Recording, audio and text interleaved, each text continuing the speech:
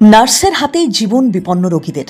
জার্মানির এক নার্সকে যাবজ্জীবন কারাদণ্ডের আদেশ দিল আদালত, কারণ তার ভয়ঙ্কর কীর্তি। সে 10 জনকে খুন করে, শুধু তাই নয়, আরও 27 জনকে খুনের চেষ্টা করেছিল। আর এরা সবাই রোগী। কারণটা জানলে আরও আঁতকে উঠবেন। কাজের চাপ কমানোর জন্যই তিনি নাকি ওই কাজ করেছেন। ঘাতক ওই নার্সের নাম প্রকাশ করেনি আদালত, তবে তিনি পুরুষ নার্স। তার বিরুদ্ধে অভিযোগ, নাইট শিফটে সে কাজের চাপ কমানোর জন্য একের পর এক রোগীকে মরফিন এবং সিডেটিভ দিয়ে খুন করেছে। এদের বেশিরভাগই বয়স্ক মানুষ।